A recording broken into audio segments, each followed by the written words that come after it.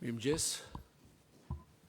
I nderuar zoti ambasador, zoti Balla, nderuar partner, të nderuar pjesëmarrës të Shkollës së Integrimit Evropian 2025. Kam kënaqësinë e veçantë ju përshëndes sot me rastin e hapjes edicionit të 10 të Shkollës së Integrimit Evropian. Ky edicion jubilar shënon një moment të veçantë. Kanë kaluar plot 10 vite që kur u hodhën hapat e parë të kësaj nisme. Edhe sot mund të themi se Shkolla e Integrimit Evropian është kthyer në një traditë të konsoliduar për Kuvendin e Shqipërisë. Me mbi 350 alumni, të cilët sot japin kontributin e tyre në fusha të ndryshme. Kjo shkollë lindi një dekadë më parë për të mbështetur përgatitjen e Shqipërisë në procesin e integrimit evropian dhe vazhdon të ofrojë një kuadër të vlefshëm, teorik dhe praktik për çështjet europiane. Vetë fakti se edicioni si vjetshëm ka tërhequr një numër rekord aplikimesh, 430 aplikime, 2 herë më shumë se vitin e kaluar, flet shumë për suksesin dhe rëndësinë e këtij programi. Kur më parë nuk kemi pasur kaq shumë kandidat të motivuar për të marrë pjesë. Ky interesim i jashtëzakonshëm tregon se Shkolla e Integrimit Evropian ka fituar vëmendje të gjerë dhe se në shoqërinë tonë ekziston një nevojë reale për ekspertizë cilësore lidhur me procesin e negociatave të antarësimit të Shqipërisë në Bashkimin Evropian. Një program i tillë i avancuar me nivel të lartë profesional që ai ofron, plotëson pikërisht të nevojë, duke përgatitur specialistë të zotë e të informuar, gati për të përfshirë dhe për të kontribuar në procesin negociator me Bashkimin Evropian. Integrimi evropian nuk është thjesht një objektiv strategjik i shtetit, por është një proces gjithëpërfshirës i shoqërisë sonë. Ai kërkon angazhimin e gjithë shoqërisë dhe mbështetje institucionale në çdo nivel. Asnjë institucion i vetëm nuk mund të çojë përpara këtë proces pa pjesëmarrjen aktive të faktorëve të tjerë, nga administrata publike, te shoqëria civile, e media e deri te komuniteti akademik dhe sipërmarrja. Më vjen mirë të shoh sot këtu përfaqësues nga të gjitha këto fusha. Është pikërisht kjo frym gjithëpërfshirëse që përçon shkolla jon e integrimit evropian.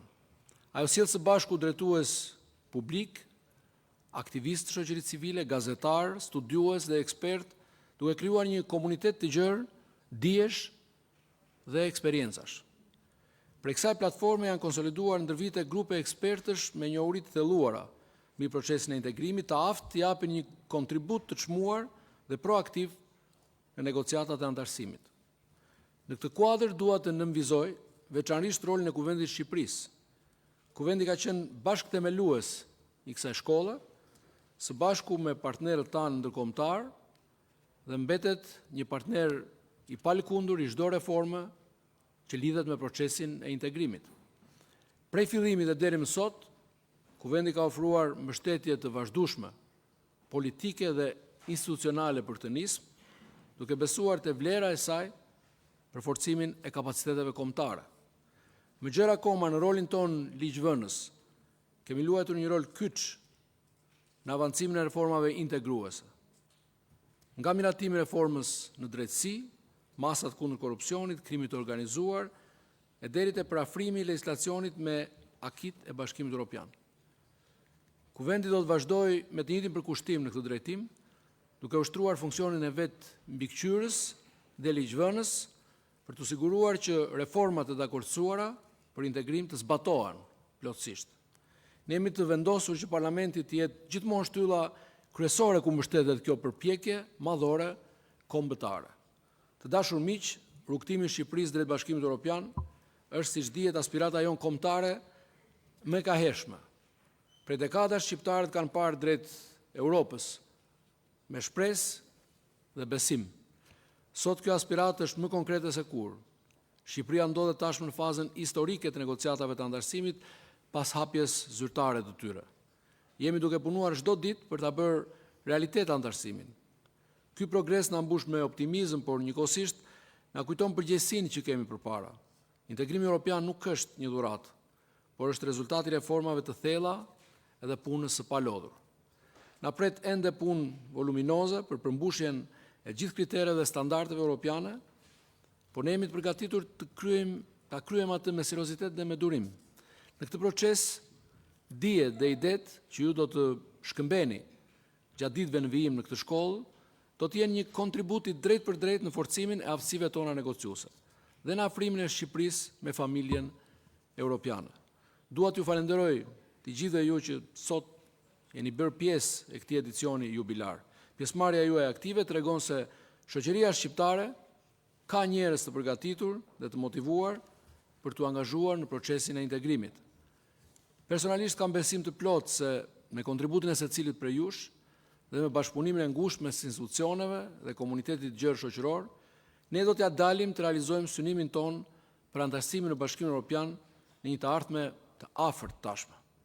Kuvendi i Shqipërisë do të jetë vazhdimisht në krahun tuaj në këtë rrugtim, si alati juaj i palëkundur.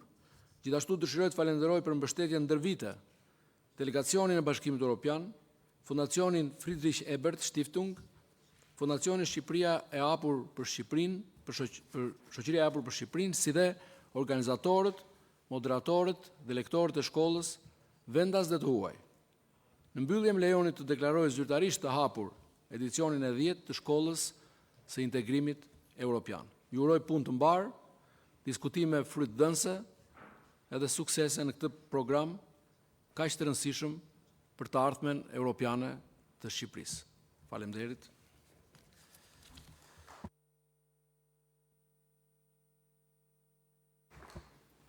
Shumë faleminderit zoti kryetari i kuvendit. Në fakt, urimet e mirëseardhjes i bëri më së miri, kështu që unë do të vazhdoj, kam kënaqësi të veçantë që të jem sot gjatë ditës në moderimin e ditës së parë së shkollës së integrimit evropian dhe një kënaqësi akoma të veçantë që jam pjesë e këtij përvjetori, një dekadë të plotë të shkollës së integrimit evropian.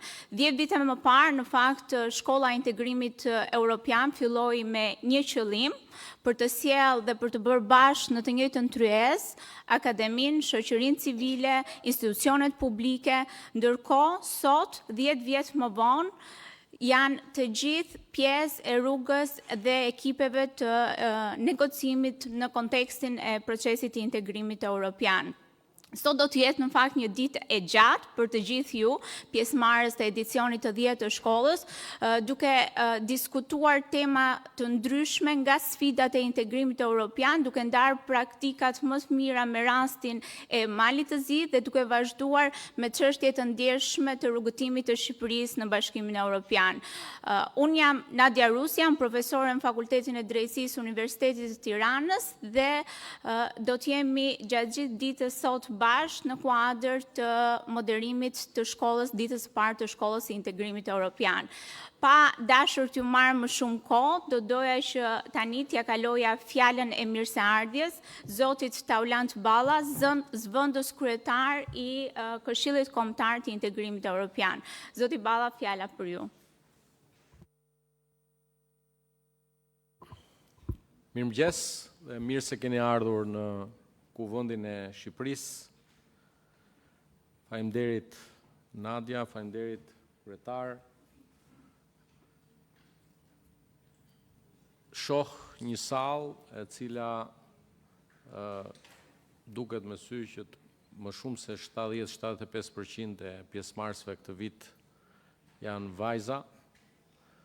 Edhe t'ju them të drejtën, ky është dhe aplikimi më i mirë i ligjit që sapo kemi miratuar javën e kaluar, sa i përket barazisë gjinore. Dhe për ne si kuvend është një arritje edhe në këtë aspekt nëse doni. Një ndër etrit themelues të idesë Bashkimit Evropian, Altiero Spinelli, kur të shkonin në Bruxelles dhe do të vizitoni Parlamentin Evropian, emrin e Altiero Spinelli mban një prej godinave kryesore të Parlamentit Evropian, thoshte në kulmin e luftës dytë botërore në vitin 1941 se ardhmja nuk do ndërtohet mbi ndarjen e shteteve kombëtare, por mbi bashkimin e tyre në një federat të vetme europiane. E prandaj, unë ndihem shumë krenar sot si një prej antarëve të Kuvendit të Shqipërisë të shoh Shqipërinë tonë të angazhuar më shumë se kur në historinë e vetë për vlerat që përbëjnë themelin e Bashkimit Evropian, që janë paqja, demokracia, solidariteti dhe bashkëpunimin mes kombëve. Integrimi evropian mbetet rruga jonë strategjike dhe qëllimi ynë i përbashkët për një Shqipëri më të fortë në një Europë më të bashkuar. Dhe sot, në fakt dje, u shënuan 36 vite nga rënja e murit të Berlinit. Por Europa nuk është ende e bashkuar siç do të kishte dashur ta shihte Altiero Spinelli. I takon vendimarrjes së duhur në kohën e duhur të Bashkimit Evropian, që në këto kohë të vështira për kontinentin tonë që nga lufta e dytë botërore, thënjet e mençura, këshillat e mençura të etërve themelues, të mundsojnë sa më shpejt jetë e mundur një valë të re zjerimi, për të parë Shqipërinë, Malin e Zi, pse jo Kosovën, Serbinë, Maqedoninë e Veriut dhe Bosnjë Hercegovinin si antar të tjerë të Bashkimit Evropian. Prandaj, të nderuar pjesëmarrës të Shkollës Integrimit Evropian, jo pa qëllim e nisa fjalën time me këtë kontekst historik se ku gjendet Europa sot dhe ku gjendet Shqipëria në marrëdhënie me Europën. Unë shpesh mundohem të them që Shqipëria nuk është thjesht një proces integrimi në Europë. Unë mendoj që ne fjalën e duhur duhet të themi ribashkimi me Europën. Ne jemi në një proces ribashkimi me Europën.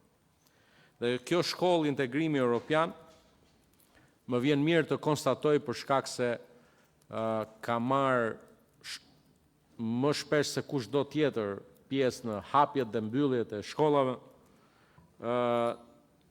është kthyer në një traditë të konsoliduar edhe të Kuvendit të Shqipërisë, por edhe të Këshillit Kombëtar të Integrimit.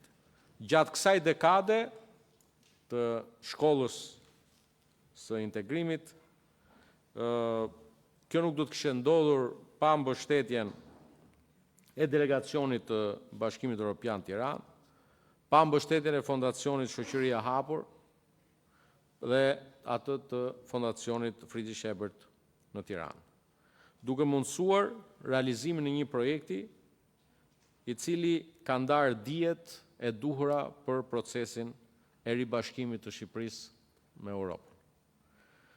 I hodha një sy shifrave të 2000 aplikuesve, ku viti 2025 ruan rekordin, por shifrave në total të alumnit, atyre që kanë përfunduar studimet. Dhe ku gjenden ata sot? 51 prej tyre japin një kontribut aktiv në shoqërinë civile. 49 janë në pushtetin vendor. 123, nuk ishte si ndodhte ndryshe, janë në organet e qeverisë qendrore. 36 janë në institucionet e pavarura. 21 janë në media, 42 janë në universitete pra në sektorin akademik, 29 janë në sektorin privat, biznes, sindikata, dhoma, tregtie apo vokotie, edhe madje edhe në komitetin e minoriteteve. 41 përfaqësues janë edhe ish deputet, pra kanë bërë shkollën dhe o kanë ardhur në Kuvendin e Shqipërisë, ose kanë ikur. 12 përfaqësues janë në shkollën e Akademisë Diplomatike të Brukselit. Ja pra, ku do ta gjeni veten secili për jush në përfundim të kësaj shkolle. Dhe theksoj me shumë krenari që shkolla përgjatë kësaj dekade ka pasur plot lektorë të nderuar nga Komisioni Evropian, nga Parlamenti Evropian, nga Kolegji i Europës, nga Universiteti i Oxfordit, Universiteti Westminster, ai i Strasburgut, i Gracit e plot tjerë, si dhe ekspert ndërkombëtar rajonal nga vende që kanë përfunduar procesin e negociatave, si Kroacia apo Bullgaria, por dhe nga vende që janë në të njëjtën fazë me ne, ku do të theksoja Malnezi, por dhe ekspert nga media, nga biznesi, nga shoqëria civile. Më vjen mirë të shoh sot se shumë prej studentëve të shkollës integrimit kanë gjitur shkallët e suksesit deri edhe në nivel ministri. Pra ka nga ata që kanë bërë shkollën dhe sot i kemi ministra, zëvendës ministra, sekretar përgjithshëm, drejtor përgjithshëm, drejtor ekzekutiv në organizata të ndryshme të shoqërisë civile, të medias, me programe të dedikuara për integrim evropian. E mbi të gjitha, unë ndihem sot krenar që pas një dekade interesi për qenë pjesë e kësaj shkolle vjen çdo vit duke ushtuar. Për shkak të suksesit ndër vite, Kuvendi i Shqipërisë përmes Këshillit Kombëtar të Integrimit Evropian do të vazhdojë të mbetet shumë i angazhuar për ta vijuar këtë traditë suksesshme dhe për të forcuar edhe më tej rrjetin e ekspertizës shqiptare sa i përket procesit të negociatave, duke rritur njohuritë, ndërgjegjësimin për të gjithë aktorët e përfshirë, pasi integrimi në Bashkimin Evropian është një projekt, nuk është vetëm një projekt i institucioneve, por i përket mbar kombit ton shqiptar.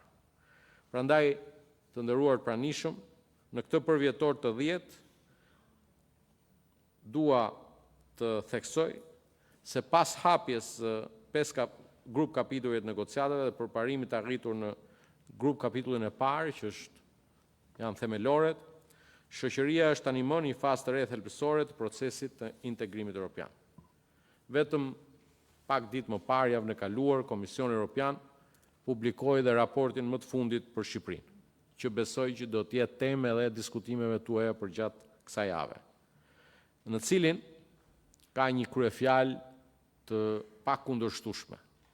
Shqipëria ka bërë një progres të pashembullt, të pakrahasueshëm me asnjë vend tjetër që ka kaluar përmes këtij procesi, që prej konferencës ndërqeveritare të tetorit 2024.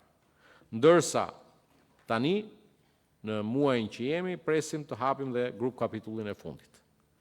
Ky është një vlerësim i qartë për angazhimin politik të Shqipërisë, për përkushtimin institucional në zbatimin e reformave, por edhe për aspiratat e qarta të shoqërisë shqiptare. 91% e shqiptarëve shprehen se e duan dhe mbështesin antarësimin në Bashkimin Evropian. Ne politikanët shqiptar jemi më me fat se të gjithë politikanët e gjithë vendeve tjera në rajon për shkak të mbështetjes që ky proces ka nga vetë populli shqiptar. Dhe këtë e tha dhe komisionerja për zgjerimin zonja Marta Kos. Procesi i negociatave në Bashkimin Evropian, me Bashkimin Evropian është një proces gjithëpërfshirës. Ai është një proces kombëtar, institucional, ku secili sektor ka rolin e vet dhe ku të gjithë aktorët përfshirë dhe aktorët e përfaqësuar në Kuvendin e Shqipërisë duhet kuptojnë që ky është një interes i Shqipërisë. Nuk është një interes i njërës apo tjetrës prej partive politike që përfaqësohen në Kuvendin e Shqipërisë. Prandaj në këtë kuadër, Kuvendi i Shqipërisë, si vendi ku takohen të gjithë aktorët që kanë nderin e madh përfaqësojnë popullin në Kuvendin e Shqipërisë, duhet vazhdojë dhe do të vazhdojë të jetë i angazhuar për ta ushtruar funksionin e tij kushtetues të mbikëqyrjes parlamentare të procesit të integrimit për të garantuar transparencë dhe llogaridhënie.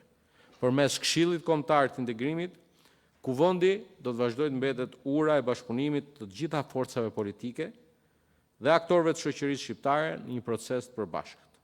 Në këto 10 vite, Shkolla e Integrimit Evropian ka qenë një shkollë e dijes, e përvojës, ku janë ndarë njohuri, modele, histori suksesi, e sfida nga vende e rajonit, por dhe nga ato anëtare të Bashkimit Evropian që kanë kaluar përmes këtij procesi dhe gabimet e tyre duhet na vlejnë ne si mësime për të mos t'i përsëritur për gjatë rrugës që do të ecim.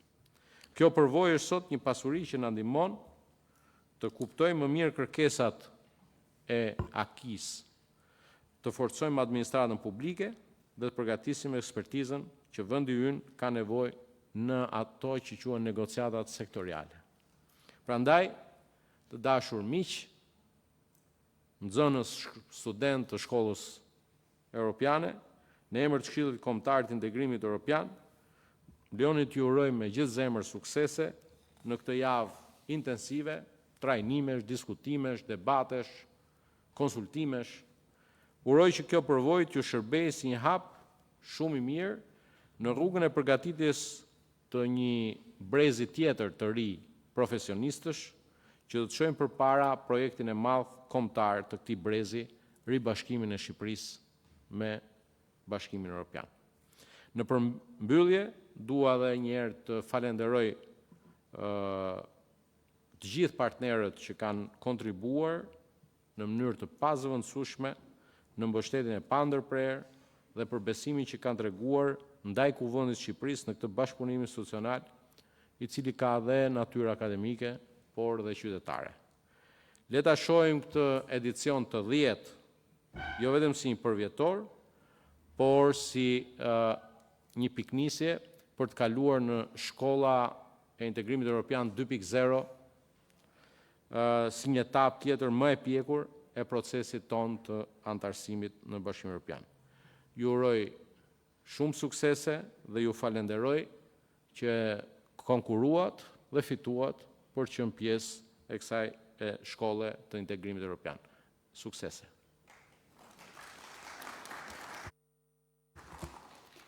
Faleminderit zoti Balla për në bizimin që ju i bët në fakt edhe vizionit të Këshillit Kombëtar në kontekstin e organizimit të shkollës së integrimit evropian, por gjithashtu edhe nevojën për një gjithëpërfshirje sa më aktive në këtë proces. Dhe nga ana tjetër, faleminderit që na kujtuat edhe një herë që tashmë procesi i integrimit evropian nuk është vetëm një aspirat e të gjithë shtetasve shqiptar, por është një përgjegjësi që ndahen çdo kush që është pjesë e kësaj tryeze. Në kontekstin e të gjithë këtij rrugëtimi në fakt që ne kemi pasur gjatë gjithë procesit të integrimit në Bashkimin Evropian, që pas hapjes së konferencës së dytë ndërqeveritare tetorit të 2024 dhe vazhdimit me 5 klasterat e tjera, Bashkimi Evropian ka qenë një nga aleatët më të mirë edhe drejtuesit e të gjithë procesit të integrimit evropian të shtetit shqiptar. Dhe në këtë kontekst, unë do të doja që të ftoja në fjalën kryesore shkëlqejsinë ambasador Silvio Gonzato, përfaqësues i delegacionit të Bashkimit Evropian, për të ndarë me ne në këtë ditë parë, jo vetëm përshtypjen dhe nga ana tjetër drejtimin që Bashkimi Evropian i ka dhënë këtij procesi, por gjithashtu për të ndarë edhe disa nga elementet më të rëndësishëm të progres raportit të fundit të delegacionit Bashkimit Evropian për Shqipëri. Zoti ambasador, fjala është për ju.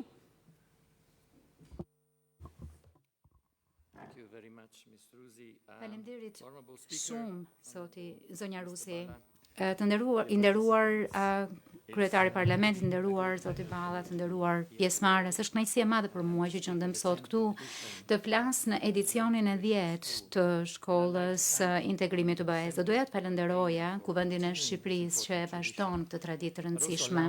Por po kështu më lejoni që të jem pak edhe, po themi, anshëm, të falenderoj kolegët e mi në Bashkimin Evropian, përfaqësuesen e Parlamentit Evropian, Tatjana Narcikova, të cilën besoj do ta takoni sot pas dite për kontributin në organizimin e këtij eventi kaq të rëndësishëm. Ashtu siç kanë bërë paraardhësit e mi, apo parafolësit në këtë rast, dua të falenderoj të gjithë ju pjesëmarrësit që në fakt ju është dashur të përballeni apo ju duhet të përballeni me një program kaq të gjerë, me një indoktrinim, thosha kaq të gjerë, dhe tregonin kaq shumë entuziazëm për procesin e integrimit të Bashkimit Evropian. Ju që jeni zgjedhur për të marrë pjesë në shkollën e integrimit në BE këtë vit, përfaqësoni sektor të ndryshëm të shoqërisë, nga sektori publik në nivel qendror e lokal, te organizatat jo fitimprurse, sigurisht që luajnë një rol të rëndësishëm, por po kështu edhe nga sektori privat, media dhe bota akademike. A ju çfarë keni të përbashkët sidoqoftë që gjithsecili prej jush ka një mundësi për të kontribuar në mënyrë aktive për integrimin e Shqipërisë në BE.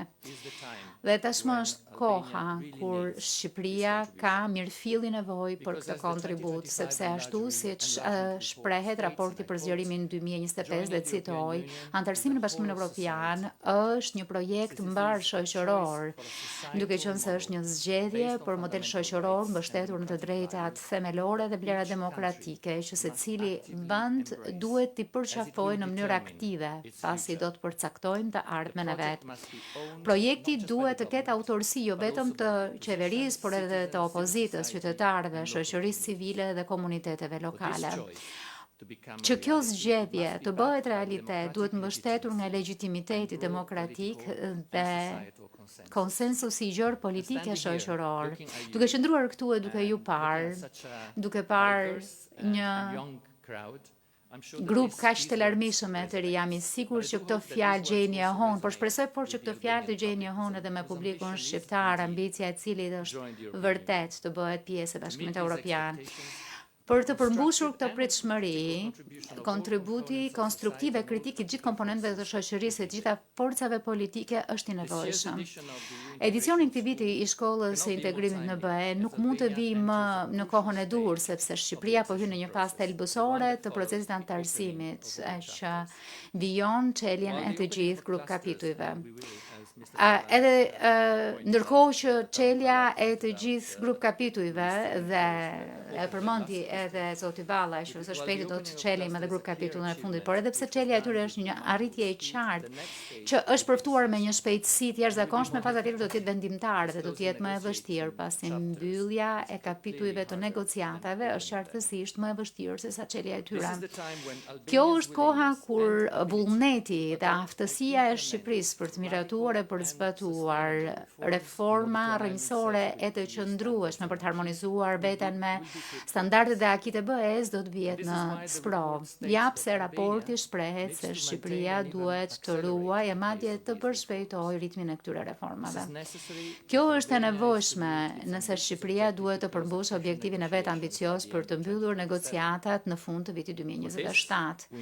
Për këtë kemi nevojë për fokus, qasje tërësore, gjithëpërfshirje dhe vendosmëri. Siç e thash më parë, urgjenca e reformave në kuadrët e antarësimit të BE-s nuk duhet dhe nuk mund të vijë në kurrizë të cilësisë, sepse integrimi në BE nuk është një proces ku ke një listë e ku shënjon detyrat. Kështu që shtetet anëtare presin që Shqipëria të arrijë një zbatim konsistent dhe flas konsistent në kohë të reformave të cilat sjellin përfitime të prekshme për qytetarët në jetën e tyre të përditshme. Ndoshta në këtë pikë i blen të kujtojmë se për çfarë bëjnë fjalë këto reforma, sepse duken shumë teknike ndonjëherë teknokrate, por janë mjaft konkrete. Ato nënkuptojnë se kanë të bëjnë me sigurimin e luftës kundër korrupsionit, që fondet publike përdoren në mënyrë efikase dhe për të mirën e popullsisë, duke sjellë si rezultat ofrimin e atyre shërbimeve si arsimi, shëndetësia, uji, energjia elektrike e transporti që qytetarët presin me shumë të drejtë. Reformat po kështu kanë të bëjnë me garantimin që qytetarët e bizneset kanë akses në drejtësi brenda fateve të arsyeshme. Po kështu kanë të bëjnë me garantimin që të drejtat e qytetarëve e bizneseve të ruhen pavarësisht sfondit, profilit të tyre, etnisë dhe seksit. Kanë të bëjnë me sigurimin që të drejtat e pronësisë të respektohen, që ushqimin që qytetarët hanë të jetë i shëndetshëm, që ajri që thithin e uji që pinë janë të pastër e shumë më tepër. po ç'vëndzini ju profesionistë të rinj në këtë të gjithën. Unë besoj dhe jam I sinqert për këtë. Unë vërtet besoj që ju do të jeni kyç. Po hym në një fazë tejet komplekse teknikisht e politikisht të procesit të integrimit të Shqipërisë në BE. Dhe vendi juaj do të ketë nevojë për ekspertizë, do të ketë nevojë për aftësitë tuaja, do të ketë nevojë për dijet tuaja dhe me shpresë ditët që vijnë do të keni mundësinë për të thelluar edhe më tej dijet që keni për politikat e institucionet e BE-s në momentin që shkolla përfundon, do të keni mundësi që t'i përdorni këto njohurinë të mirë të komuniteteve, kompanive dhe organizatave për cilat punoni. Shpresoj po kështu që përmes kuptimit gjithmonë më tepër të asaj çfarë është në lojë, të siguroheni që këto reforma të bëhen, politika të hartohen e të bëhen në mënyrë dure në kohë me përfshirjen e gjithë aktorëve, sepse kjo është vetëm një mënyrë për të arritur qëndrueshmërinë dhe rezistencën e reformave. Mirëqeverisja është qendrore në të gjithë këtë. Esuria në reformën e administratës publike është thelbësore, jo vetëm nga pikpamja e grup kapitullit të themeloreve, por edhe për të çuar përpara e për mbyllur të gjithë kapitujt e BE-s, duke qenë se një administratë efektive qëndron në themel të një zbatimi efektiv të standardeve të BE-s. Shkurtimisht, reforma në administratën publike është në vetë themelin e procesit të zgjerimit të shtylla kurrizore, aftësisë së një vendi për të transpozuar, zbatuar e për të ekzekutuar të gjitha akit e BE-s. Dhe natyrisht njësia matse përkundrejt të cilës matet gatishmëria për antarësimin në BE më së fundi. Përmenda situatën aktuale të negociatave dhe nevojën për të ruajtur ritmin e reformave për të arritur objektivin ambicioz të Shqipërisë në 2027. Kapaciteti i administratës publike do të jetë kyç në ruajtjen e këtij ritmi dhe në lundrimin e sfidave që shtrihen përpara. Dhe përtej reformave, ajo çfarë do të pritet nga administrata juaj publike në momentin që Shqipëria bëhet anëtare e BE-s është savion. BE-ja ka nevojë administrata që janë plotësisht të përgatitura për të gjitha detyrimet e anëtarësimit.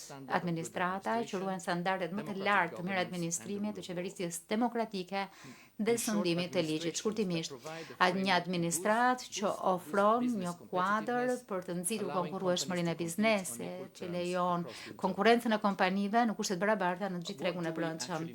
Por çfarë ne kuptojmë me kapacitet? Ne kuptojmë kapacitetin e administratës publike për të hartuar, zbatuar e monitoruar politikat që lidhen me BE-n në fazën aktuale e të ardhshme të negociatave për anëtarësim. Dhe patjetër që referohemi edhe gamës së gjerë të aftësive dhe dijeve të në punëve civile të administratës që janë angazhuar në këtë proces.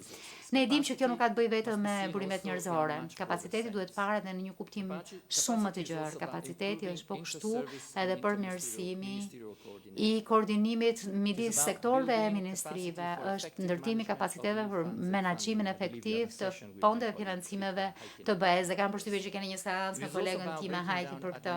Gjithashtu është edhe për të hequr izolimin administrativ dhe për të ulur barrat administrative.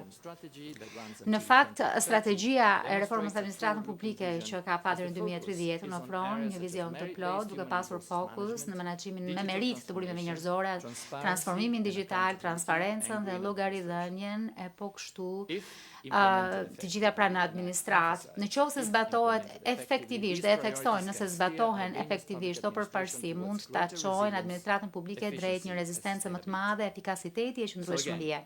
Pra edhe një herë, përsëris veten dhe do ta përsëris veten deri në fund. Zbatimi është kyç. Politika, strategjit dhe ligjet më vete arrin shumë pak. Ndryshimi mirëfill do të vijë nga bënia e tyre në praktik, nga monitorimi I esurisë, mësimi nga sukseset e nga sprapsjet e ndërmarrja e veprimeve. Kjo është arsyeja pse raporti vjetor përqendrohet shumë fort te bilanci I reformave dhe jo vetëm tek miratimi I tyre. Në raportin tonë pranojmë që vendi ka bërë disa progres gjatë vitit të kaluar sa I takon plotësimit të kuadrit institucional dhe ruajtjes udhëheqjes institucionale. Megjithatë, ne themi që duhet patur progres më tej për menaxhimin e burimeve njerëzore. Ndërkohë që negociatat përshpejtohen, bëhet gjithmonë më e rëndësishme të sigurohet që administrata publike të ketë aftësitë, kapacitetet dhe strukturën e duhur për të udhëhequr e për të mbështetur procesin. Në këtë kontekst, për shembull, mungesa e transparencës dhe politizimi i rekrutimeve duhet trajtuar dhe ne mirëpresim shumë përpjekjet gjatë 2 viteve të fundit mbështetur nga projekti BE-ja për mirëqeverisje për të rishikuar ligjin për shërbimin civil. Ky vizion synon të përmirësojë procedurat e rekrutimit qoftë në nivelet të rinjve dhe ato në nivele të larta, gjithashtu edhe për rekrutimin, ngritjen në detyrë apo edhe shkarkimin sidomos në nivelet e larta të jenë të bazuara në meritë dhe transparente. Siç e përmenda rëndësia, ndërsa përmenda rëndësinë e konsultimit publik, më lini t'i kthem një aspekt tjetër të reformës së administratës publike që është llogaridhënia. Kjo është një fushë tjetër ku duhen përpjekje të mëtejshme që administrata publike shqiptare të përmbush standardet e BE-s.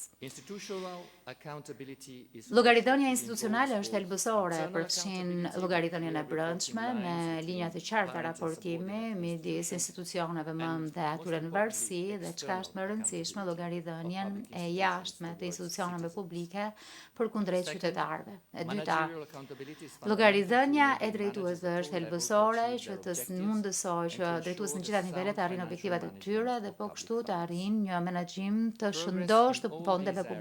Progresi në të gjitha këto fusha është thelbësor, duke qenë se përbëjnë shtyllat thelbësore të reformës në administratës publike. Për rrjedhoj, mirëpresim amendamentet e propozuara të ligjit për organizimin e funksionimit të institucioneve të administratës shtetërore që synojnë të japin propozim të qartë të llojeve të institucioneve në varësi dhe për të caktuar standardet e sistemit mbikëqyrjes që janë thelbësore si për përmirësimin e performancës institucionale, ashtu dhe transparencës tyre. Fundi, më lini të cek një fushë të administratës publike që ka ndikim të mirëfillt në jetën e përditshme të qytetarëve dhe bizneseve, që është ofrimi i shërbimit publik dhe thjeshtimi i procedurave administrative.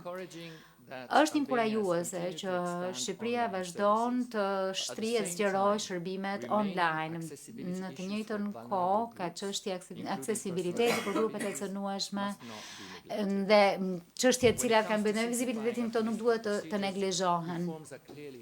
Duhet ketë pra në këto reformat janë në procese sipër, si për shembull eliminimi i barrave të panevojshme dhe çuara përpara digitalizimit, por mbetet shumë punë për të bërë. Këto sfida duhet të trajtohen në të gjitha nivelet e shërbimeve.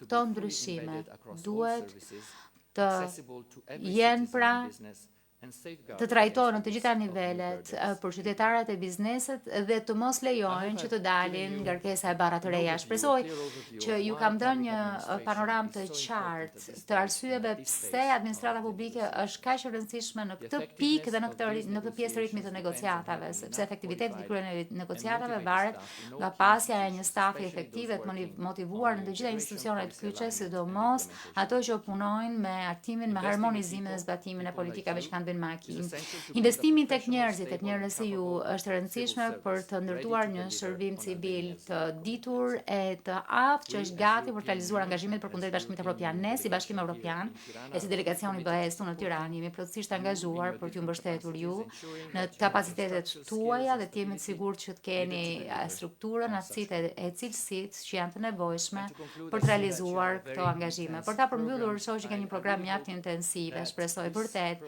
që ky program do t'ju ofrojë një vështrim në thellësi tek reformat, tek sfidat dhe tek ato çfarë mundësish ofrojnë këto reforma, sepse ne duam që njerëzit jenë informuar të kuptojnë kushtet e procesit integrimit në BE, gjithashtu edhe për të luftuar dizinformimin, që jam i sigurt, ndërsa Shqipëria hyn në fazat më komplekse të negociatave, do të jetë mjaft i pranishëm. Shpresoj fort që dhe ju të kontribuoni në këtë proces transformimit mbar shoqëror, të cilin e kemi nisur së bashku. Mendoj vërtet që roli juaj do të jetë thelbësor. Faleminderit shumë për pjesëmarrjen dhe për rolin tuaj. Faleminderit shumë, ambasador Gonzato, për fjalët tuaja inkurajuese dhe për mbështetjen e palëkundur të Bashkimit Evropian për reformat e Shqipërisë.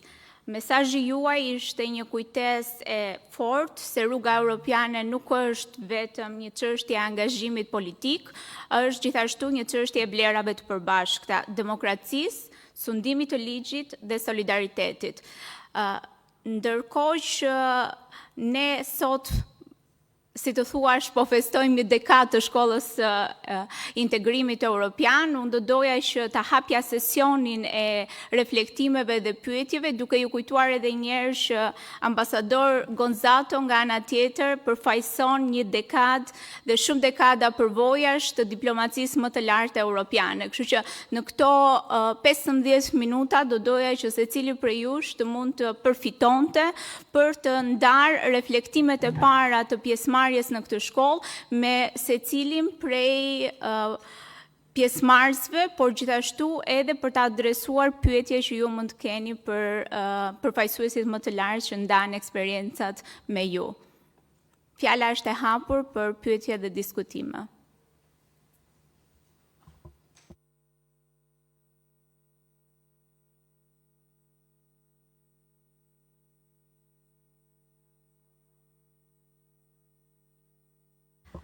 Do t'ju lutesha vetëm një prezantim të shkurtër përpara se të mund të adresonin pyetjen. Faleminderit. Patjetër, Ervin Koçi, profesion gazetar për televizion aty CNN, këtë vit pjesë e shkollës së integrimit evropian.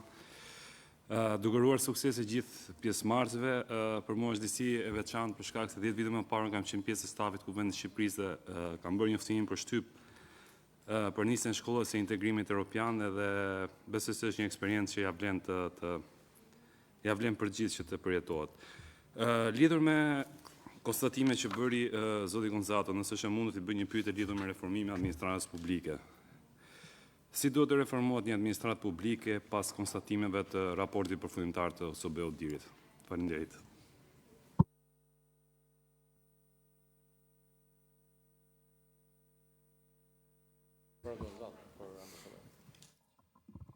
I don't see a direct link.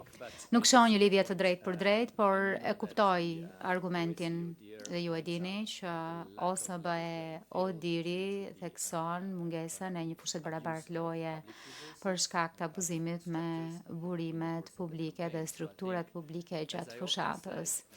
Pra, siç e kam thënë shpesh, nuk e kam thënë vetë, por shefat e mi që e kam thënë, kemi nevojë për një reformë zgjedhore gjithëpërfshirëse dhe fakti që ky parlament ka rënë dakord për ngritjen e një komisioni të përbashkët parlamentar me përfaqësimin e të gjitha palëve, e ku asnjë prej partive apo palëve nuk mund të imponojë vullnetin te tjetra, është një hap i rëndësishëm drejt kësaj reforme gjithëpërfshirëse për cilën kemi nevojë. Pra nuk do të jetë vetëm çështje e reformimit të ligjit zgjedhor në vetvete, por një çështje e të parit të gjithë mjedisit, e të gjithë faktorëve që ndikojnë në zhvillimin e zgjedhjeve. Jemi shpresë plot shumë që parlamenti do t'i trajtojë të gjitha rekomandimet e OSBE Odirit që janë bërë për gjatë viteve, e do të trajtoj ato deficienca apo mangësi që janë konstatuar. Megjithatë, administrata publike është një çështje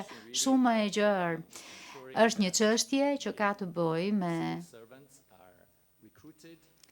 garantimin që në punësit civil të përzgjidhen, të rekrutohen, të ngrihen në detyrë dhe që karriera e tyre, zhvillimi i karrierës të bazohet në meritë, në aftësi. Po kështu ka të bëjë me ofrimin e trajnimit vazhdueshëm për ta, sepse përgjatë karrierës të duhet të përshtatesh, të përditësosh e të përmirësosh aftësitë e dijet. Kështu që është një proces shumë më i gjerë, një proces i cili duhet të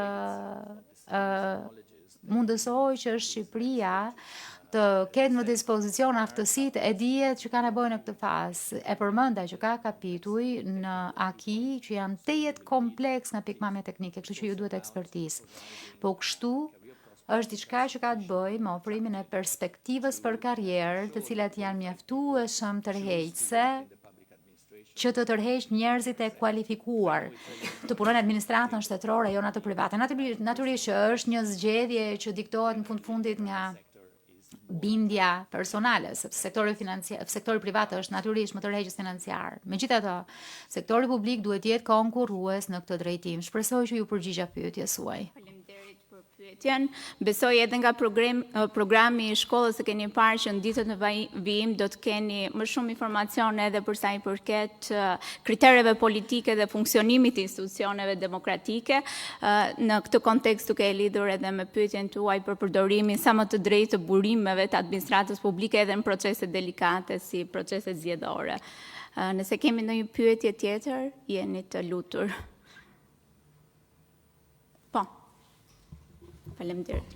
Përshëndetje, unë jam Anisa Kaltanji, përfaqësoj sektorin e privat, sektorin e biznesit, pas një rrugtimi të gjatë edhe politik, edhe për pjesën e studimeve europiane. Sigurisht që marr shkas për të falenderuar këtë traditë të mirëfillt të Kuvendit të Shqipërisë për të bashkuar ekspertë të gjitha fushave, për të folur rreth procesit të integrimit evropian, por njëkohësisht dhe gjithë institucionet e tjerë partner të cilët kanë mbështetur këtë proces. Pyetja ime, duke ditur që vi nga sektori i biznesit, lidhet drejt për drejt me zotin Gonzato, po njëkohësisht dhe me kryetarin e parlamentit, zotin Peleshi, dhe ka të bëjë me diplomacinë ekonomike. Pra ne shohim shumë të flitet për grup kapituit, po ndërkohë bizneset të qëndësishme të cilët mbajnë një peshë të rëndësishme, sidomos në sektorin e energjisë si një prioritet, por njëkohësisht dhe në atë të infrastrukturës dhe teknologjisë jemi shumë pak të përfshirë në këtë proces. Pra nuk marrim asnjë pjesë të raportimit duke ditur që kemi marrëdhënie të drejtë për drejta me institucionet shtetërore. Pyetja e parë është, a ka një shembull konkret qoftë edhe nga vende të tjera anëtar të cilët nxisin më shumë frymën e biznesit dhe diplomacisë ekonomike duke i sjellë biznesmenët në tryezë për të kuptuar procesin e integrimit dhe për të marrë përsipër një vlerë të investimeve të tyre të konsiderueshme në të ardhmen, duke i fokusuar në fushat të caktuara prioritare. Dhe së dyti, a mendoni që kemi një program të mirëfillt i cili nxit pjesën e medias dhe sidomos të gjithë atyre gazetarëve që mbulojnë sektorin ekonomik, që përmes përcjelljes së lajmit, për sa i përket hapjes së grup kapitujve, kanë mjaftueshëm qartësi për komunitetin e biznesit për të marrë informacionin nga ky kanal tjetër që është kanali mediatik. Faleminderit.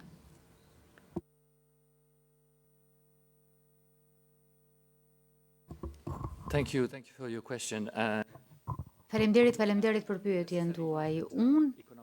Jo domosdoshmërisht do të përdorja termin diplomaci ekonomike, por absolutisht e kuptoj që çështjen që ju ngrini dhe është diçka me të cilën jam mjaft i familiarizuar dhe që ngrihet për herë kur takojmë përfaqësues biznesit dhe është mungesa e informacionit për procesin e integrimit apo të antarësimit në BE. Është një çështje që e kam ngritur në mënyrë të konstante me partnerët tanë, domos me kryenegociatorët, që duhet të përfshin ex ante, që do të thotë edhe përpara, jo në momentin që ligji është në tryezë, por përpara, për të marrë reflektime për mënyrën se si mund zbatohen akitë e BE-s në Shqipëri dhe të sigurohen që aktorët të jenë të informuar për sfidat me të cilat do të përballen në zbatimin e këtyre standardeve. Kjo është absolutisht diçka që e shohim si një sfidë të rëndësishme muajt që vinë. Ja pse ka tryeza të rrumbullakta të organizuara nga qeveria për të mbuluar grup kapituj të ndryshëm dhe duhet të jenë platforma aktive, duhet të jenë vende që përpara miratimit të licitacioneve të rëndësishme të mblidhen aktorët, të diskutohet me ta për të kuptuar cilat janë standardet që duhen arritur dhe cilat janë sfidat, jo vetëm për miratimin e ligjit. Miratimi i ligjit është relativisht i lehtë. Zbatimi i ligjit është aty do të jenë çështjet me të cilat duhet merremi apo masat e kështu me radhë, duke faktorizuar edhe pikpamjen tuaj, duke përfshirë kufizimet, sfidat tuaja e kështu me radhë. Pra kjo është diçka tejet e rëndësishme. Sa i takon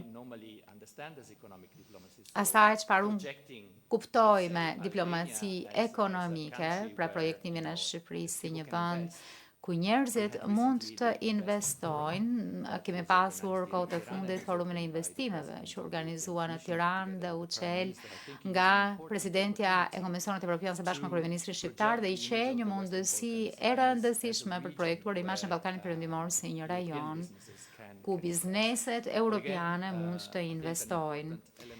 Sërish mendoj që një element me rëndësi i të gjithës kësaj është të sigurohemi që përveç se përdorimit të instrumenteve për shembull uljes së rrezikut, për investimet e kështu me radhë, duhet të ndjekim, të vazhdojmë përpjekjet në fushën e sundimit të ligjit, sepse bizneset nuk do të investojnë në vende ku ka probleme me të drejtën e pronësisë, ku ka probleme me kohëzgjatjen e proceseve gjyqësore e ku korrupsioni është ende i përhapur e kështu me radhë. Pra duhet punojmë edhe në këtë front. Nuk është tërësisht ekonomike, por gjithashtu edhe e pjesës tjetër. Sa i përket planit të rritjes ka një shtyllë që ka të bëjë me sundimin e ligjit, ka të bëjë me transformimin digjital atë të gjelbër, por ka të bëjë edhe me kapitalin njerëzor, sepse ju duhen aftësitë për të qenë tërheqës, ju duhen njerëz kvalifikuar që kanë kompetencat, por ju duhet po kështu edhe sundimi i ligjit.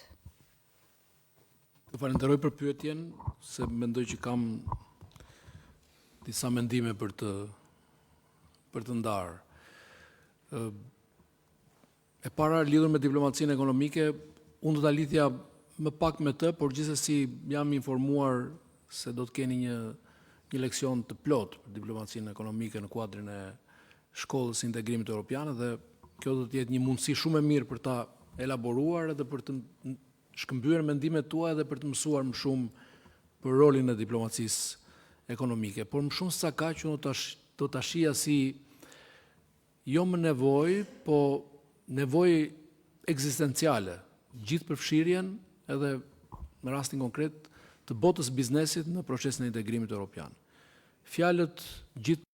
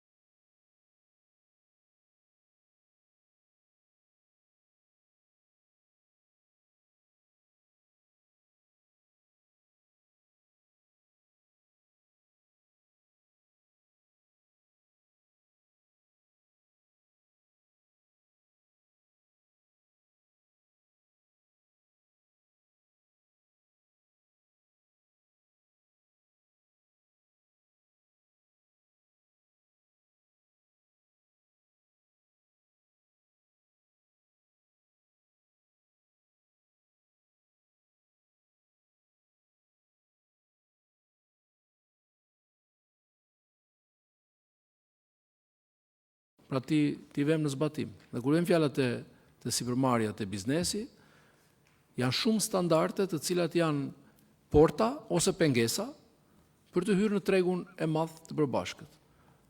Pra, ose do të jemi konsumator në këtë treg të madh, një përqindje vogël e konsumatorëve të këtij tregu prej gjysmë miliardi, ose do të jemi përfitues. Që të jemi përfitues duhet të arrijmë standardet e këtij tregu. Dhe kemi disa sektor ku jemi realisht mbrapa dhe duhet lëvizim, siç është për shembull siguria ushqimore, ku na duhet nga një anë reformë institucionale, nga ana tjetër duhet edhe vetë biznesi të jetë siç thash proaktiv i vëmendshëm dhe të bëjë investimet e duhura në kohën e dur, të alokojë burimet e duhura te standardet, për ndryshe nuk do të mund dot të mbjetojë. Kështu që pyetja është shumë e drejtë dhe siç e thash nuk meriton një leksion, meriton që secili të mbajë shënimet e veta në kompetencën e vet dhe të bëjë gjën e dur. Ne si kuvend kemi një rol shumë të rëndësishëm për të luajtur, patjetër, për ta hapur sa më shumë diskutimin, edhe për t'ju përfshirë jo thjesht siç e keni drejt ligjore në të ndiqni të gjitha seancat tona, mbledhjet e komisioneve të cilat janë të hapura, po t'i bëjmë ato edhe praktikisht të hapura. Dhe edhe mendimin e teknologjisë, pa dyshim. Pra t'i bëjmë mendimin e inteligjencës artificiale, për shembull, t'i bëjmë gjithë diskutimet edhe ligjet, paketën ligjore ta bëjmë të searchable, domethënë të kërkueshme lehtësisht dhe ta digestojmë informacionin për publikun në mënyrë sa më të shpejtë. Edhe ta bëjmë fakt aksesin edhe në vendimarrje. Digjesat tona, padyshim edhe përmes teknologjisë, ne po punojmë për të jenë më pranë botës së biznesit dhe të qytetarëve në përgjithësi. Padyshim ai nën sektor i biznesit që është digitalizimi, teknologjia, ka një rol shumë të madh për të luajtur, sepse zhvillimi ekonomik i së ardhme sa afërt, i Shqipërisë moderne, i Shqipërisë në Bashkimin Evropian, do të vijë përmes rritjes së eficiencës. Rritja e eficiencës vjen përmes, do të thotë, rritje e produktivitetit. Rritja e produktivitetit dhe eficiencës vjen përmes patentave, përmes shpikjeve, përmes kërkimit shkencor. Ku edhe këtu duhet ta pranojmë që kemi akoma shumë punë për të bërë për të arritur në mesataren e Bashkimit Evropian. Kështu që është një marrëdhënie dyfish, ne sot kemi një ligj për shembull për kërkimin shkencor, kemi një teknopark që është duke u ngritur edhe po ecën me shpejtësi, kemi një komunitet të bizneseve të reja, të teknologjive të reja, që po rritet, por edhe atje duhet të rritemi mbi bazën e shpikjeve dhe të patentave, jo thjesht jemi, nuk dua ta negativizoj, po të jemi robaqepsit moderne të botës. Pra të shkruajmë kode dhe të marrim thërimet. Ne duhet të bëjmë produkte shqiptare. Edhe, siç e thash, kjo kërkon edhe një bazë ligjore, është detyra jonë, por besoj kemi bërë disa hapa të mirë, kemi një ligj për startupet, kemi një agjenci të startupeve, kemi një park teknologjik, kemi një legjislacion për kërkimin shkencor, për shkencën në përgjithësi, por edhe biznesi nga ana tjetër duhet të ketë më shumë, si më thënë, vëmendje ndaj asaj çka na pret në realitetin e ri të integrimit evropian. Antarësimi është punë e politikanëve, integrimi është çështje e shoqërisë. Faleminderit për përgjigjen. Zoti kryetar, në fakt është shumë e rëndësishme që në ditën e parë ne të ndajmë mesazhin, e kemi elaboruar shumë shpesh ëndrrën europiane, por në fakt Bashkimi Evropian është një ëndër që nuk realizohet vetë, është një ëndër që kërkon shumë punë, sidomos në sektor të rëndësishëm siç ishte edhe rasti i sektorit të biznesit. Faleminderit edhe një herë. Fjalën e ka kërkuar zonja Vangjeli dhe më pas po. Përshëndetje, Adena Vangjeli, drejtoj Qendrën për Drejtësi Gjinore në Shqipëri, organizatë e shoqërisë civile. Shumë e lumtur që tashmë jam pjesë dhe mu dha mundësia të jem pjesë e shkollës së integrimit europian. Tashmë, ditët e fundit, ne patëm në dorë raportin vjetor të Komisionit Evropian për Shqipërinë, që padyshim një progres për Shqipërinë, por nga ana tjetër shfaq edhe disa shqetësime serioze sa i përket çështjeve gjinore. Konkretisht, ngrihet shqetësim se dhuna ndaj grave dhe vajzave dhe dhuna në familje mbeten shqetësim serioz dhe janë të paraportuara në nivelet e duhura. Shqipëria duhet të përafrojë legjislacionin e saj me akis të Bashkimit Evropian për barazinë gjinore në fushën e politikave sociale dhe të punësimit të grave dhe vajzave, dhe një shqetësim tjetër, krahas të tjerave, por që më bëri më tepër përshtypje, është që 1 në 3 vajza në Shqipëri janë më të rrezikuara nga varfëria. Ka një planifikim, është një pyetje drejtuar zotit Gonzato, ka një planifikim konkret se si do të vijojë qasja e Bashkimit Evropian për të mbështetur politikat shqiptare në fushën e përparimit drejt barazisë gjinore, edhe me miratimin e ligjit për barazinë gjinore. Ka një planifikim se si do të monitorohet ky ligj në vimësi për zbatim? Ju falenderoj.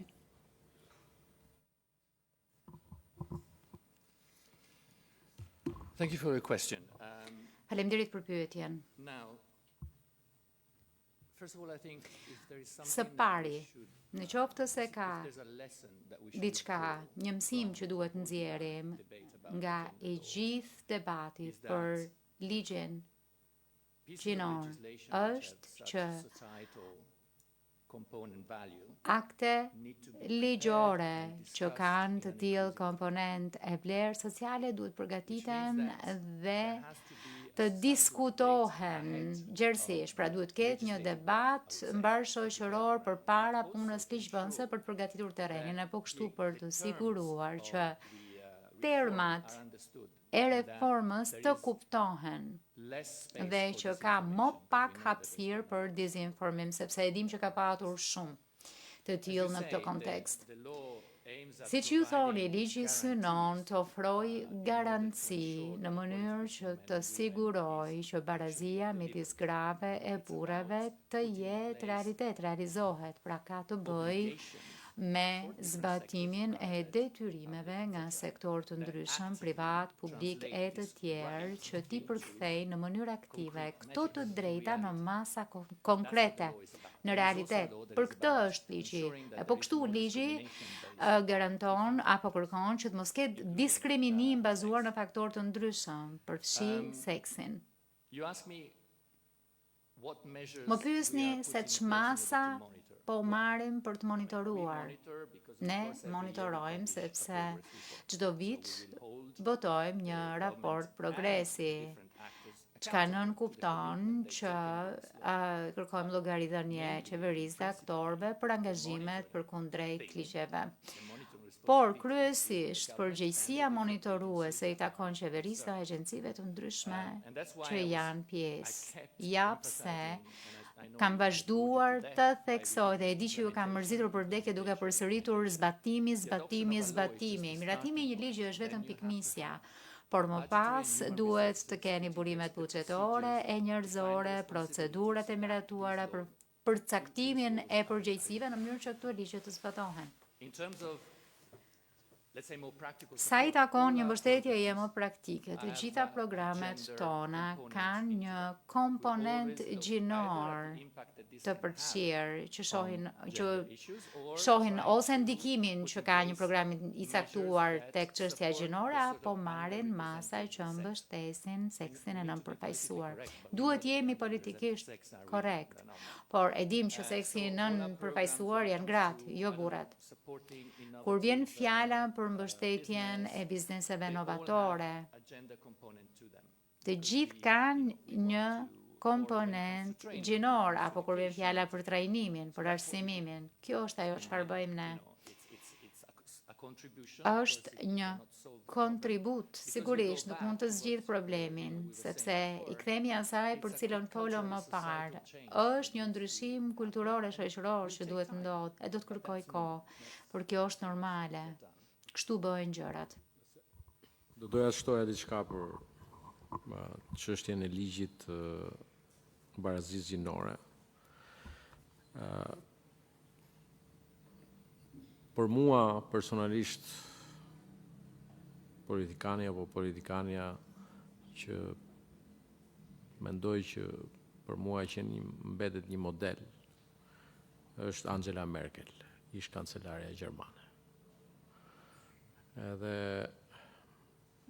për shumë arsye, po një prej mësimeve prej saj ishte në fund të fushatës zgjedhore të vitit 2017, pasi fushate të ashpër, dhe ishte edhe e fundit për zonën Merkel, e cila nuk kandidoi më se po të kishte kandiduar prapë do kishte fituar.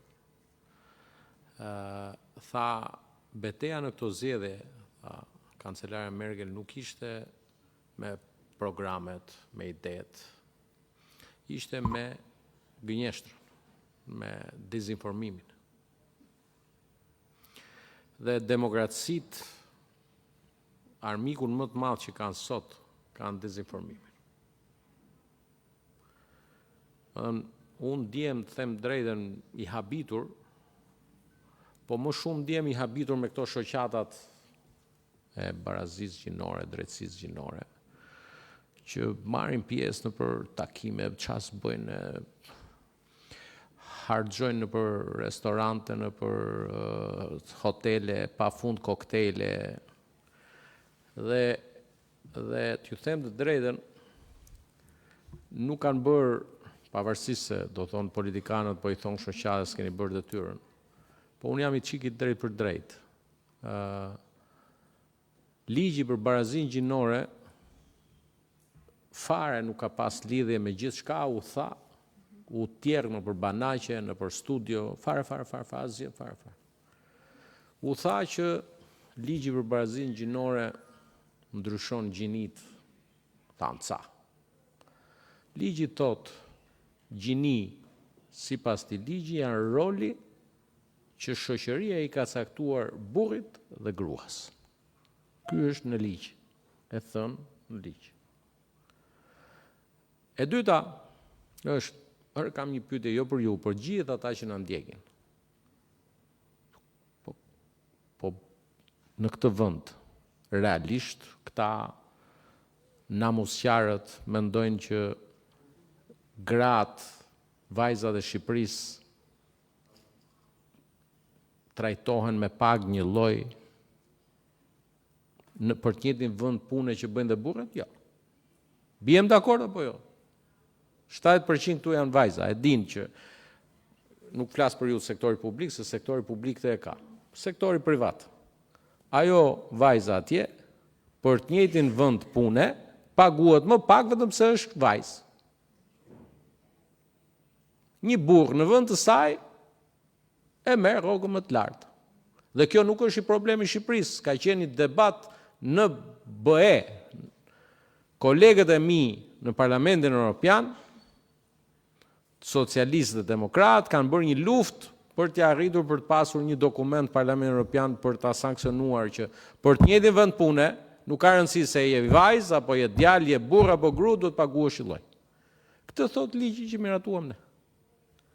E dyta, jo vetëm barazin punësim, jo barazin pagë, po përfaqësim.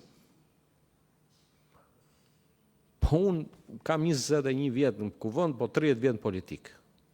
Po ti shkoje në Këshillin Bashkiak të Kuksit, dhe në Këshillin Bashkiak Kuksit kishte vetëm burra, para 20 vjetësh. Para 10 vjetësh. Se të coptoheshin dhe partitë tradicionale, edhe dilte Këshilli Bashkiak i Kuksit vetëm burra.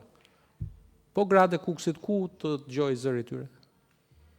Dhe u desh të ndërhynim në kod zgjedhor, që të garantojmë që në Këshillin Bashkiak Kuksit, të Librazhit, të Tiranës, ku të doni ju, të jenë 50% me 50%.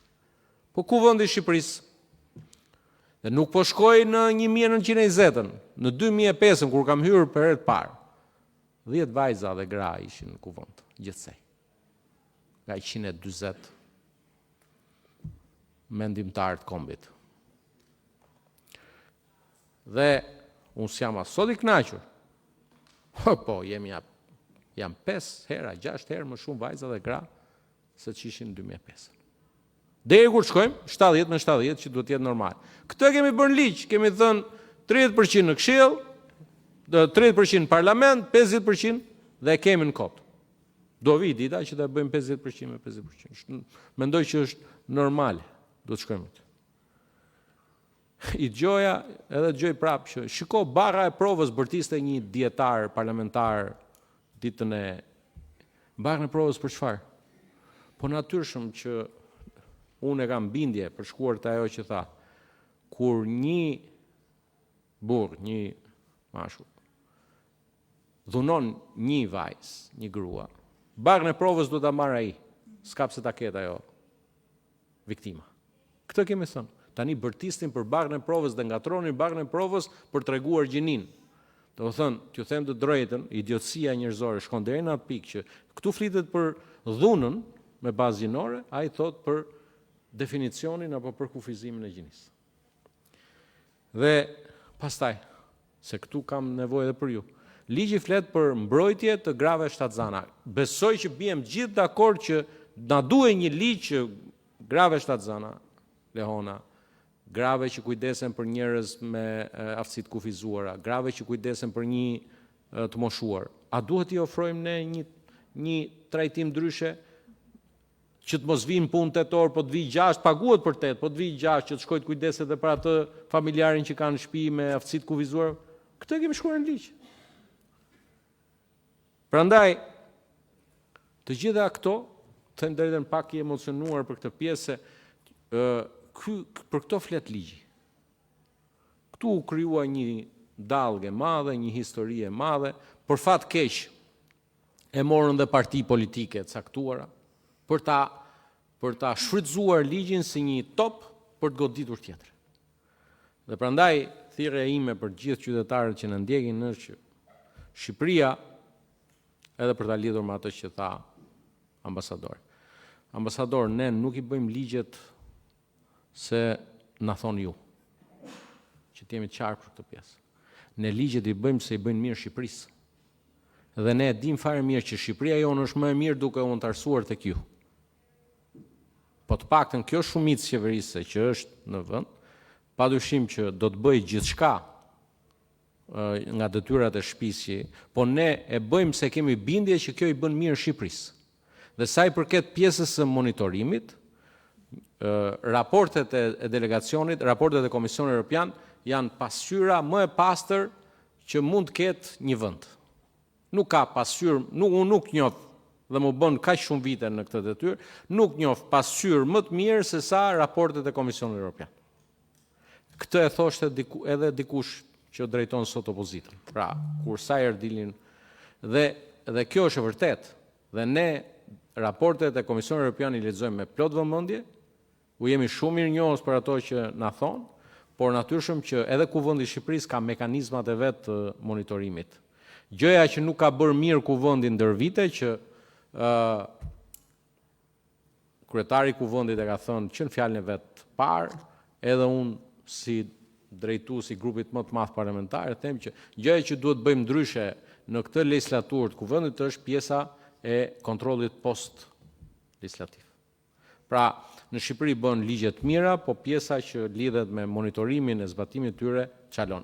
Prandaj dua edhe t'u garantoj për ligjin në fjalë, që nuk do të ngelet thjesht një ligj që është një ndër ligjet dhe po e them.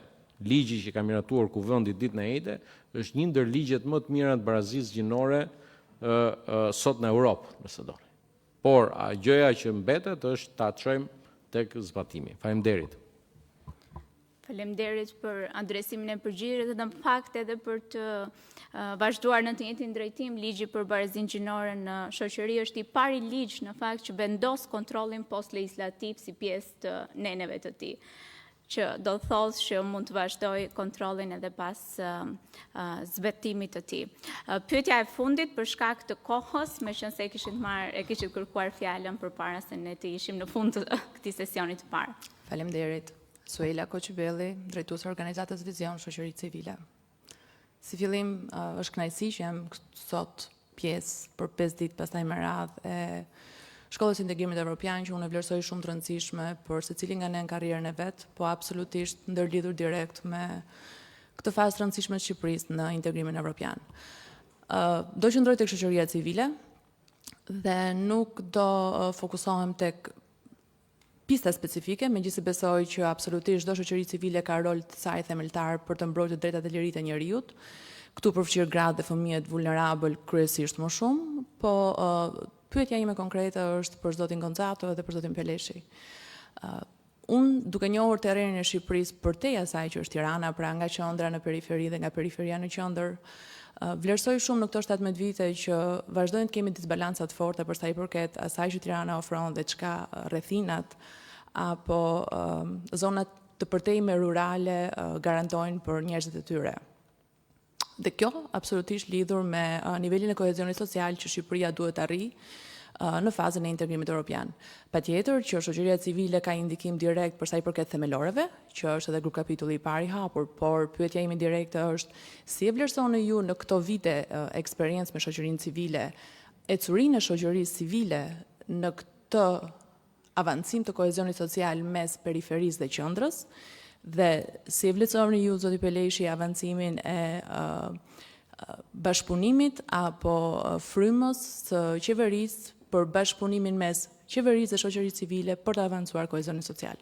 Pra në dy nivele të ndryshme do ta mbaj bisedën si e vlerësoni ju kontributin që ka dhënë shoqëria civile në këndvështrimin tuaj dhe si e vlerësoni ju avancimin e rolit të qeverisë pikërisht pastaj për synimin madhor për të avancuar kohezionin social. Faleminderit.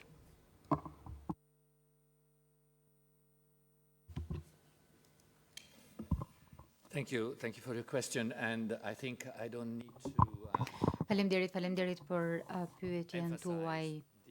Mendoj që nuk kam nevojë të theksoj rëndësinë që ne si përfaqësues të Bashkimit Evropian këtu në Shqipëri ata shohim rolin e shoqërisë civile, jo vetëm në procesin e anëtarësimit, por edhe më në përgjithësi në një demokraci që lulëzon. Me gjas keni vënë re që në raportin e progresit ne kemi vlerësuar që mjedisi në të cilin shoqëria civile vepron në Shqipëri është ende sfidues dhe ka ende një numër çështjesh praktike që duhen trajtuar. Kështu që pres me padurim që qeveria të trajtojë këto pengesa që të lejojnë ushtrimin nga shoqëria civile të rolit të rëndësishëm. Pyetjet që sot në tryez janë vërtet diçka që unë e shoh me seriozitet, sepse ka një hendek mjaft të madh nga Tirana dhe edhe brenda Tiranës dhe pjesës tjetër të vendit. Mendoj që diskutimi që do të vi për reformën territoriale do të jetë një mundësi për të parë mirëfilli se si të mund të trajtohen këto pabarazi në shërbime, këto pabarazi në mundësi që ekzistojnë në Shqipëri midis zonave urbane e rurale apo më periferike. Ka mënyra për trajtimin e tyre, qartësisht. Për momentin ka një sër shërbimesh të cilat ofrohen nga shoqëria civile në vend që të ofroheshin nga qeveria, nga autoritetet. Ndonjëherë është po kështu çështje e të parit të mënyrave më efektive për të ofruar të tilla shërbime në mënyrë të tillë që të siguroj afërsinë me përdoruesin dhe një mënyrë efektive ndonjëherë është të kesh partneritet midis publikes dhe shoqërisë civile për të siguruar që këto shërbime të financohen nga qeveria apo nga autoritetet vendore, por të ofrohen nga shoqëria civile. Ka alternativa të ndryshme dhe nuk më takon mua që të them se cila është ajo që funksionon më mirë. Por, siç e thash, mendoj që është po kështu çështje e të parit edhe brenda zonave urbane, edhe konstatimi i atyre pabarazive në sektorëve të ndryshme të shoqërisë dhe të sigurohet që procesi i anëtarësimit të bëhet në mënyrë të tillë që të mbajë parasysh ndikimin që do të kenë reformat tek njerëzit më të cenueshëm. Reformat nënkuptojnë ndryshim, reformat nënkuptojnë aftësi të reja, nënkuptojnë se duhet përftosh kompetencat reja dhe pashmangshmërisht nënkuptojnë që ka njerëz që lihen pas përveç se në momentin nëse kur miraton këto reforma e kupton ndikimin e tyre dhe mërmasa shoqëruese që sigurojnë dhe e përdor gjithmonë këtë frazën e kombeve të bashkuara për të siguruar që askush mos mbetet pas. Edhe një herë, këtu shoqëria civile ka një rol të rëndësishëm për të luajtur, prandaj i pushtoi kaq shumë rëndësi zhvillimit të këtyre diskutimeve dhe përpara prezantimit të propozimeve ligjore, në mënyrë që të kuptohet më mirë, të kuptohet më qartë që duhen miratuar këto standarde, por të kuptuar edhe cili është ndikimi në gjërësi, ndikimin shoqëror që kanë këto propozime, ndaj e vlerësoj rolin që luan shoqëria civile. Jam në të njëjtën linjë me mendimin e ambasadorit, po mbas do ta trajtoj pak shkurt, po më gjerë nëpërmas. Mbas ndryshuam sistemin, mbas 90-s, gjithçka ndryshoi në vendin tonë dhe nga ndryshimet më dramatike është lëvizja migratore, ndryshimet demografike.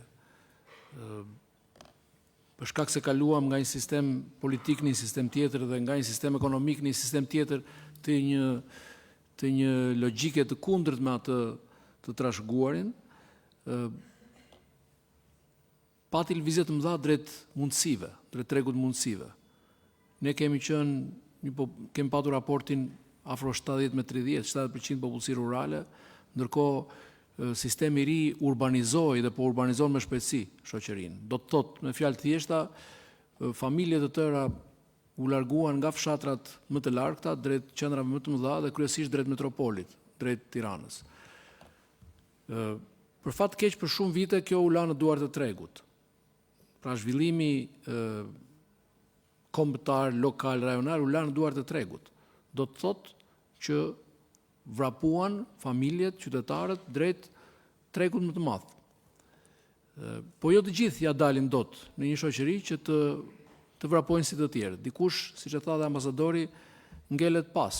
Dhe kur themi dikush janë mira familje që sot e kësaj dite mund të jetojnë akoma në një fshat të largët ku aksesi është gjithnjë më I vështirë, aksesi në shërbime publike, konektiviteti me qendrat urbane. Po ata janë njerëz dhe kanë nevojë gjithashtu të jetojnë si gjithë tjerët dhe ti kenë ato shërbimet jetësore të aksesueshme. E thash për shumë vite, nuk do të thotë se tani është zgjedhur gjithçka, por ka zhvillime pozitive në vitet e fundit, pa dashur të jap ngjyra politike, por pati disa zhvillime shumë të mira që sollën shpresën edhe në zona të cilat ishin harruar plotësisht. Rilindja urbane ka qenë një nga, unë kam qenë vetë në koordinimin e rilindjes urbane, çoi shpresë edhe në fshatrat largë dhe tha edhe këtu mund të bëhet biznes, mund të bëhet ekonomi, mund të zhvillohet agroturizmi e tjera. Megjithatë, nuk është kaq rozë. Ka akoma shumë familje që kanë ngelur pas dhe shoqëria civile ka mbushur një boshllëk të cilin politika, me thënë të vërtetën, e haroi sepse edhe për shkak të shqisës së vet të munguar për të shkuar aty ku s'ka elektorat. Dhe jam shumë I drejt për drejt. Po themi, në një fshat ku ka 10 familje dhe është 15 kilometra larg nga zona urbane, është shumë e vështirë që politika lokale apo kombëtare të investoj 5-6 milion apo 7 milion euro për të çuar rrugën aty që është minimumi I aksesit. Ta themi hapur. Mirë po rruga zhvillimi, rruga çon edhe shërbimet publike e tjera. Dhe ju keni qenë aty. Kur them ju, sepse Suela, unë e njoh kontributin tuaj, është drejtori një organizatë që bën një punë të jashtëzakonshme në zonat e largëta në pjesën, kryesisht në pjesën veri lindore të vendit, por jo vetëm. Ju keni mbushur një boshllëk dhe keni ndihmuar shoqërinë për të qenë më e vëmendshme, më e përgjegjshme për gjithë anëtarët e vet. Dhe padyshim kjo që duhet forcohet akoma më tepër, sepse kohezioni social nuk ndërtohet vetëm nga politika, madje ka një problem aty te politika, që unë e thash. Politika është me mandat të kufizuar dhe është driven nga elektorati. Tani, edhe nëse unë nuk e them këtë për të qenë politikisht korrekt, kjo është e vërtetë dhe nuk e kam fjalën për Shqipërinë, e kam fjalën për formulën e sistemit të demokracisë liberale në të gjithë Europën apo botën së cilës ne duam të I përkasim, me thënë të vërtetën. Kështu që nuk e bën dot e vetme politika të gjithën. Shoqëria civile ka rol të pasvendësueshëm sa do të fuqizohet qeverisja, edhe qeverisja vendore, rajonale apo kombëtare, gjithmonë do ketë nevojë për atë kontributin tuaj dhe besoj që sa më shumë ne I afrohemi dhe integrohemi në familjen europiane, aq më shumë do mësojmë nga modelet më të mira të kohezionit social edhe me kontributin e shoqërisë civile. Shumë faleminderit. Edhe një herë do doja që të falenderoja të gjithë folësit në panelin e parë, shkëlqërisin zotin Peleshi, zotin Balla dhe ambasadorin Gonzato, që ndan mesazhet e para në këtë shkollë të integrimit europian. Ne tashmë do të bëjmë një pushim 15 minuta, do t'i kërkoja ndjes fillimisht lektorit të sesionit të parë tematik, zoti Tony Router, dhe do të rikthehemi pas 15 minutash për të vazhduar diskutimet në ditën e parë të shkollës. Faleminderit.